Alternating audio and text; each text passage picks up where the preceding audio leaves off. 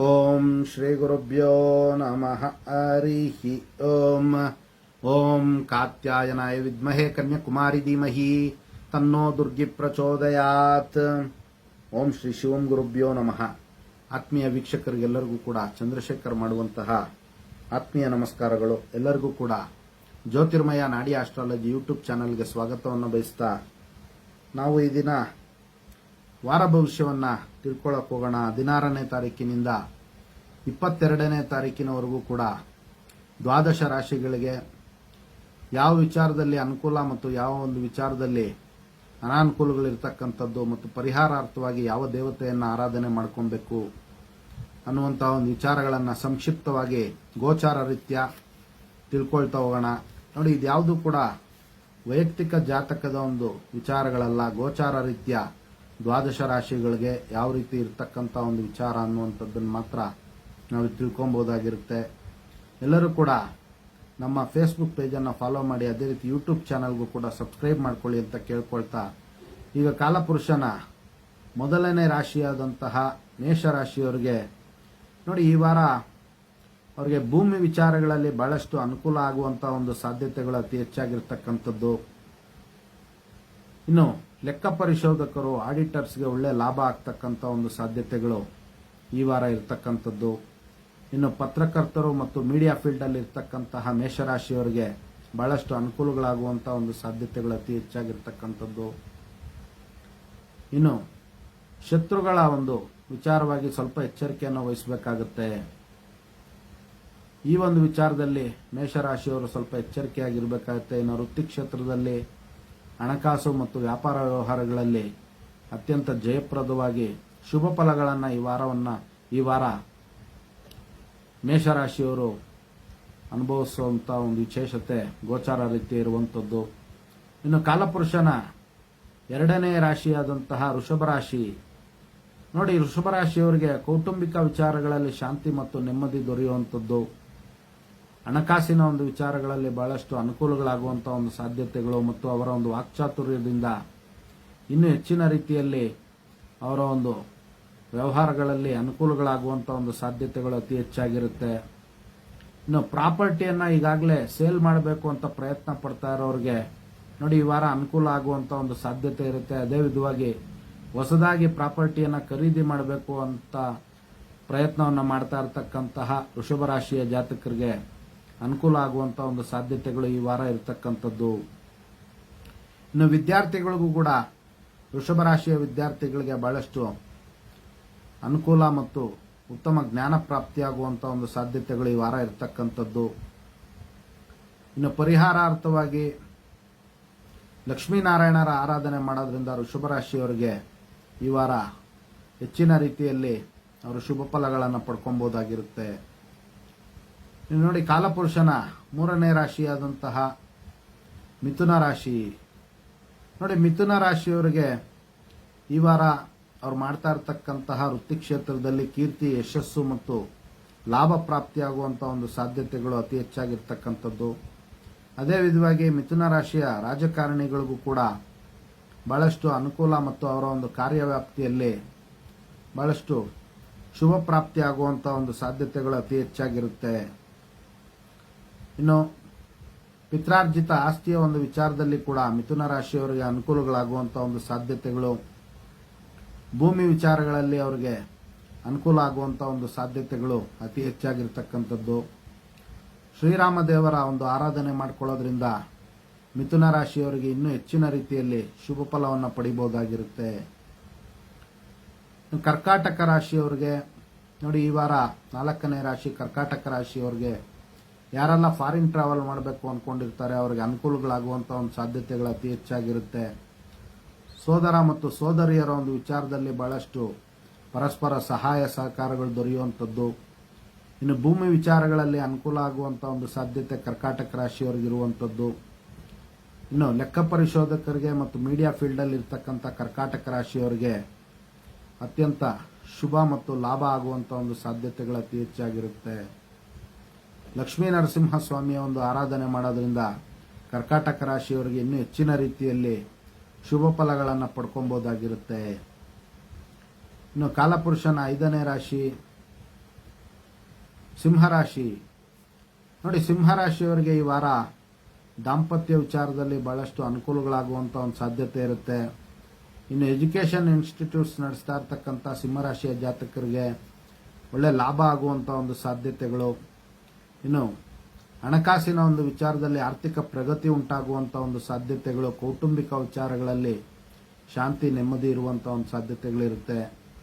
ಇನ್ನು ಹೊಸದಾಗಿ ಪರಿಚಯಸ್ಥರ ಒಂದು ವಿಚಾರದಲ್ಲಿ ಸ್ವಲ್ಪ ಜಾಗೃತಿಯನ್ನು ವಹಿಸಬೇಕಾಗುತ್ತೆ.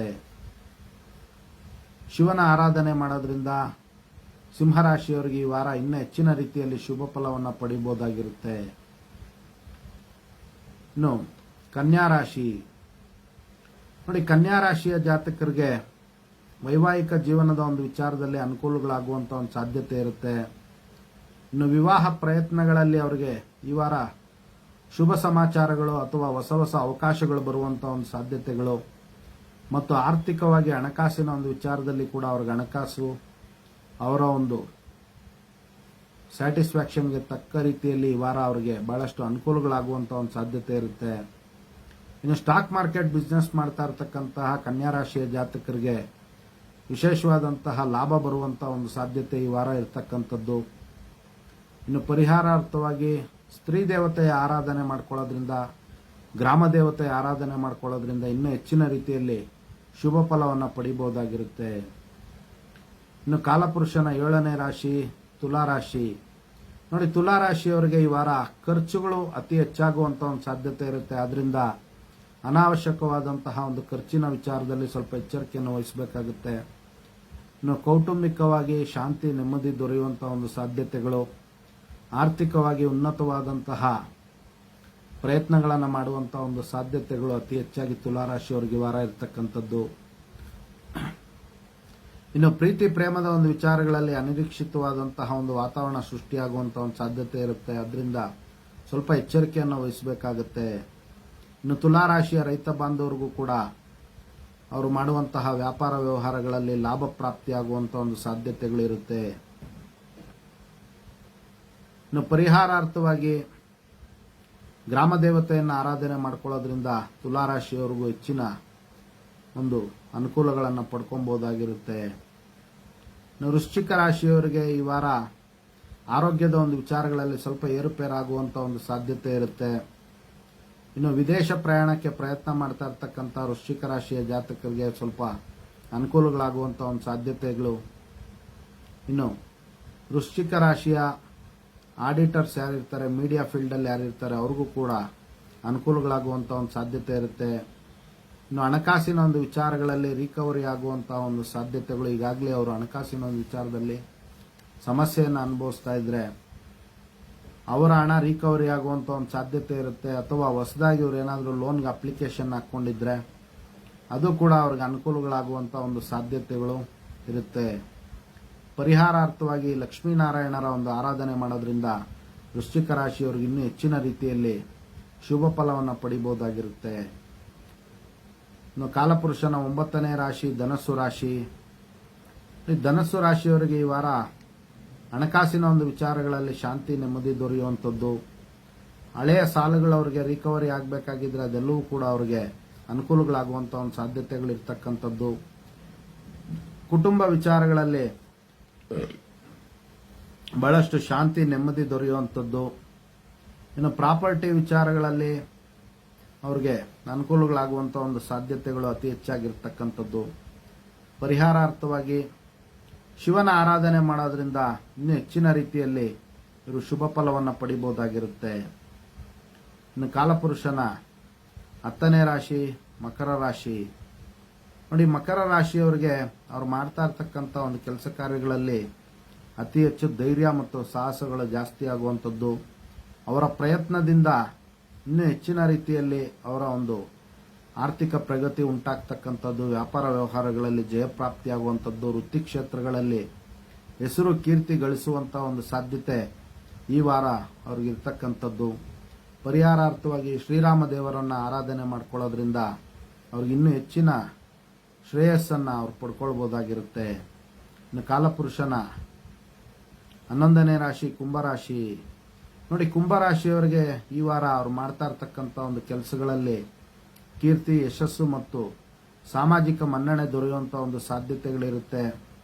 ವಿಶೇಷವಾಗಿ ಹಣಕಾಸಿನ ಒಂದು ವಿಚಾರ ಮತ್ತು ಕೌಟುಂಬಿಕ ವಿಚಾರಗಳಲ್ಲಿ ಅವರಿಗೆ ಪ್ರಗತಿ ಉಂಟಾಗ್ತಕ್ಕಂಥದ್ದು, ಪ್ರೀತಿ ಪ್ರೇಮ ವ್ಯವಹಾರಗಳಲ್ಲಿ ಅವರಿಗೆ ಜಯಪ್ರಾಪ್ತಿಯಾಗುವಂಥದ್ದು. ಇನ್ನು ವ್ಯಾಪಾರ ವ್ಯವಹಾರಗಳು ಮಾಡ್ತಾ ಇರ್ತಕ್ಕಂಥ ಕುಂಭರಾಶಿಯವರಿಗೆ ಅನಿರೀಕ್ಷಿತವಾಗಿ ಲಾಭ ಆಗುವಂಥ ಒಂದು ಸಾಧ್ಯತೆಗಳು ಇರ್ತಕ್ಕಂಥದ್ದು. ಪರಿಹಾರಾರ್ಥವಾಗಿ ಗುರುಗಳ ಒಂದು ಆರಾಧನೆ ಮಾಡ್ಕೊಳ್ಳೋದ್ರಿಂದ, ಗುರು ಸ್ವರೂಪ ದೇವತೆಗಳಾದಂತಹ ರಾಘವೇಂದ್ರ ಸ್ವಾಮಿಗಳ ಅಥವಾ ದತ್ತಾತ್ರೇಯ ದೇವರ ಒಂದು ಆರಾಧನೆ ಮಾಡೋದ್ರಿಂದ ಇನ್ನೂ ಹೆಚ್ಚಿನ ರೀತಿಯಲ್ಲಿ ಕುಂಭರಾಶಿಯವರ ಅನುಕೂಲಗಳನ್ನು ಪಡ್ಕೊಬೋದಾಗಿರುತ್ತೆ.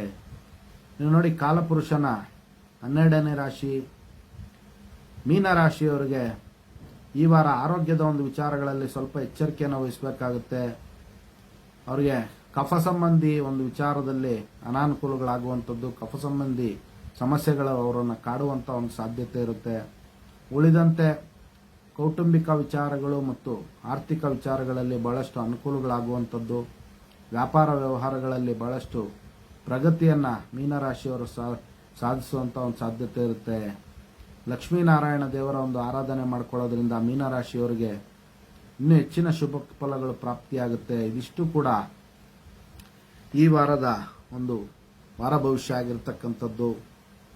ಎಲ್ಲರೂ ಕೂಡ ನಮ್ಮ ಫೇಸ್ಬುಕ್ ಪೇಜನ್ನು ಫಾಲೋ ಮಾಡಿ, ಯೂಟ್ಯೂಬ್ ಚಾನಲ್ಗೆ ಸಬ್ಸ್ಕ್ರೈಬ್ ಮಾಡ್ಕೊಳ್ಳಿ ಅಂತ ಕೇಳ್ಕೊಳ್ತಾ, ಎಲ್ಲರಿಗೂ ಕೂಡ ಜಗನ್ಮಾತೆಯ ದಿವ್ಯ ಆಶೀರ್ವಾದ ಇರಲಿ ಅಂತ ಮತ್ತೊಮ್ಮೆ ನನ್ನ ಆರಾಧ್ಯ ದೇವತೆ ಲಲಿತಾಂಬಿಕೆ ಬಳಿ ಪ್ರಾರ್ಥನೆ ಸಲ್ಲಿಸುತ್ತಾ, ಸರ್ವೇ ಜನಃ ಸುಖಿನೋ ಭವಂತು, ಸಮಸ್ತ ಸನ್ಮಂಗಳಾನಿ ಭವಂತು, ಶುಭಮಸ್ತು.